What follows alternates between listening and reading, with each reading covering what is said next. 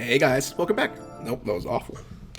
Hey guys, welcome back. How's it going? This is Sonic Base. Glad to see ya. And for some reason, it's a little warm in here. Almost hot from all of the hot takes you guys gave me last week. Bad joke, we're gonna move right past it, don't worry. I'm gonna go through some of the hot takes you guys commented and see if we agree, disagree, or whatever, but let it be known that you are entitled to your own opinion. Just because I or someone else disagrees with you doesn't call for any hate whatsoever. This is a channel that's about celebrating our love for this series. That's not to say I'm not going to call you out if you have a really bad take, which most of these are, so let's just get right into it. Knuckles' backstory is more interesting than Shadow's, but hasn't been explored enough. No, I don't know about more interesting, but is it interesting on its own? Absolutely. I can't believe Knuckles hasn't had his own spin-off game, other than Knuckles Chaotix, obviously, but I think he has potential to have a really good solo game, especially if you bring in some characters from his past, and I don't know, I think there's a lot of potential there. Is it more interesting than Shadow's story, though? I don't know. Maybe I would agree with that if we had a full game fleshing it out. Who knows? Next, we have Sonic Adventure 2 was a mediocre game that was carried by legacy, style, and ambition. No, but yes at the same time. I can fully understand where this viewpoint comes from because really, I mean, when I look back on how much fun I had with this game, it really is just the Sonic and Shadow stages. I can't lie. But I still really love this game as a whole. I think it's earned its own merit. But is it mediocre? I'm going to disagree. Next up we have, I believe Shadow the Hedgehog from 2005 is a better game than Sonic Adventure in every aspect. Alright, no. I'm gonna get loud for a second. What the fuck are you talking about? Every aspect? No. Not at all every aspect. Maybe other than, like, graphics and maybe story-wise, but even then, Shadow the Hedgehog story is all over the place. Even down to the control of the game, the most basic thing that a game needs to have done correctly is fucking abysmal. I can control where I'm going in Sonic Adventure. I can't control where I'm going in Shadow the Hedgehog. So no. You're wrong. Someone says Sonic Force's music isn't that good. It has some bangers, but most of it isn't the best. Okay, I think that, I don't really like a lot of that game's music whatsoever, actually. I really like the piano version of Fist Bump. But I don't know if I really like Fist Bump by itself. I think there's some decent songs on there.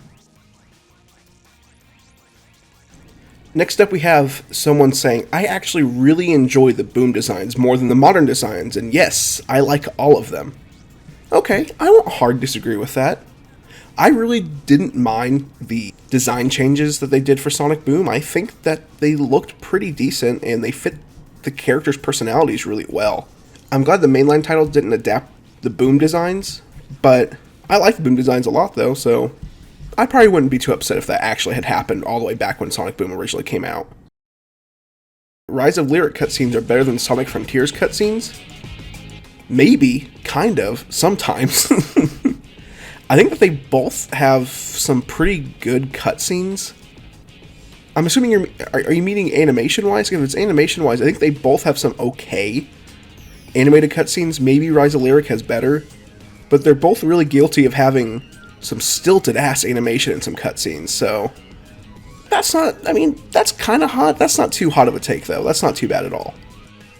This person says the boost formula is awful. Yeah. I mean, I don't know if I'd say it's awful.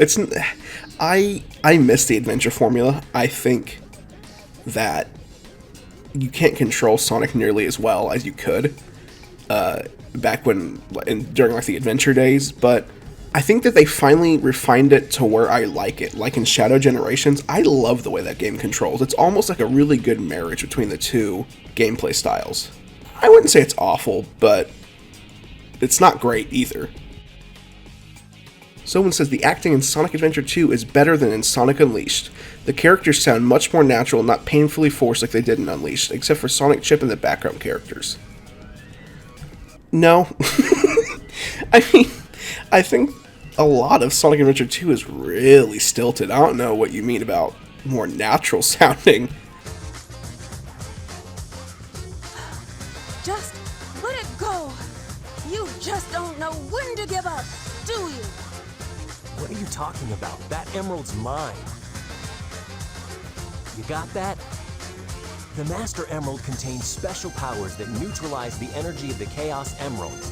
That makes it very powerful. What the? Sonic Unleashed has some really good acting in there, actually. I think that's some of the best performances out of any mainline Sonic game. I think the performance in that game is really... I think all the performances across the board in that game are incredible, so hard disagree.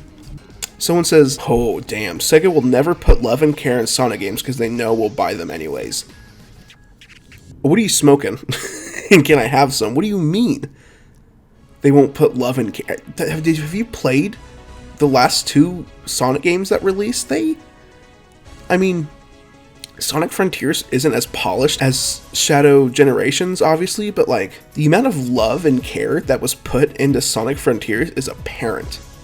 All the way down to the writing and the music, like, they really gave a shit about that game. And they tried really hard, and I commend them for that. So I think that's a really pessimistic way to look at it. Do I think that there was a point in time that they were playing it too safe? Absolutely. There was a period where we were kind of just getting a lot of safe Sonic games that played really the exact same and were too easy. And that's what led up to Forces coming out.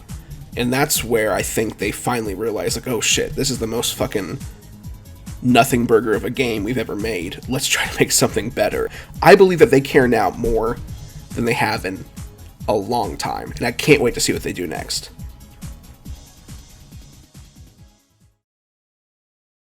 I have one person that says they prefer Brian Drummond's Eggman over Mike Pollock's. Yep, I agree. Moving on. I think we have time for one more.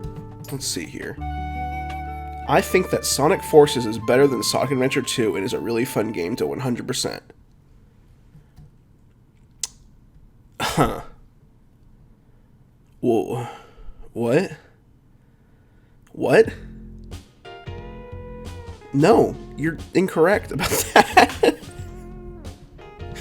That's awful. That's a really bad take. I mean, no offense to you, because I think you're one of my longest subscribers. I've interacted with you a lot since I started this channel, so I appreciate it, but no, absolutely fucking not. I know I kind of covered that Sonic Adventure 2 may not be as good as everyone remembers it being, but there's at least, like, personality and a soul in Sonic Adventure 2. Sonic Forces is the most fucking plastic, soulless game I've ever played in my entire life. And is it a really fun game to 100%, or is it a really fucking easy game to 100%? Oh my god. Yeah, I think you do unhealthily like Sonic Forces. Damn. And you know that this is such a crazy fucking take, because this is the only comment that has 6 replies to it.